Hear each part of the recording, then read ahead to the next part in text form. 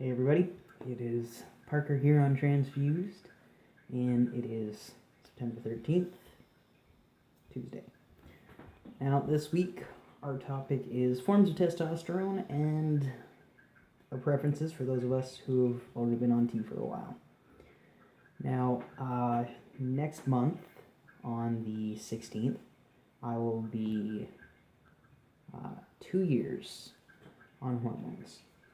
First year and a half, roughly, I was on androgel. Now, androgel can either come in a little tube with just a pump, boom, or you get little packets like this. Now, when I first started, that was what I was on. My main reason was because I didn't want some of the elevated mood changes that can happen when you're doing shot. Unfortunately, for that, androgel is not as quick acting. You can still get everything that you would get from taking a shot, but it's not quite as potent, and not as fast and hard hitting. Now, that being said, everybody's going to be affected differently by hormones. I know several trans guys who have been on less time than I have, and their voices very, very, very masculine, like very deep.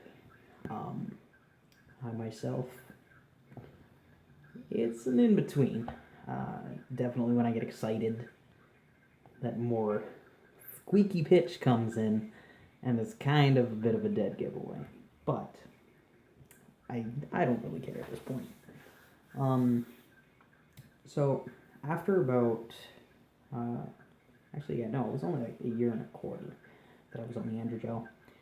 I switched to the shots, so testosterone, the injections.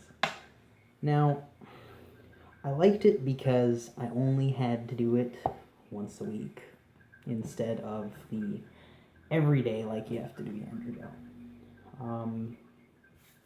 It worked for basically that. All my other changes were still progressively coming in, just pretty well the same as they were on the androgel. So I've actually decided recently that now that I have insurance again, I'm going to go back to the gel. And my main reasoning for that is because with the highs and lows, when you're doing shot, it can tend to mess with your mental state. I know for me it was pretty jarring, actually, some of the stuff that I had to deal with, because hey,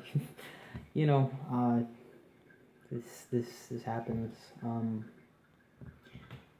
The other thing that I didn't like about the injections is doing the needle after a while. Like I was fine for the first little while, and then I thought I messed up the one day. And from then on, it was just like terrified, like, am I going to screw up again? Because, you don't want to accidentally inject into something that's not muscle, because it can lead to a really bad time. So, yeah, no, I've just decided, even with the fact that I'm seeing somebody, if anything, contact-wise is going to happen, then I fucking wash my skin. There we go. And then you don't have to worry about contaminating. I'm not really around kids, so, again, not too big of a worry about people touching. And, yeah, no, I've missed, actually, being on the gel. And seeing as I have a couple packets left over, might as well use them up before I get my next doctor's appointment, which thankfully It's the end of the month. Yeah, no, so I know down in the States, if it actually ended up becoming legal here, I would totally be right on that subdermal implant, I think, is what they call it. Like there's an implant you can get for testosterone. Unfortunately, here in Canada, it doesn't pass the necessities of our healthcare system. So that's something. Other forms, I know you can do oral testosterone.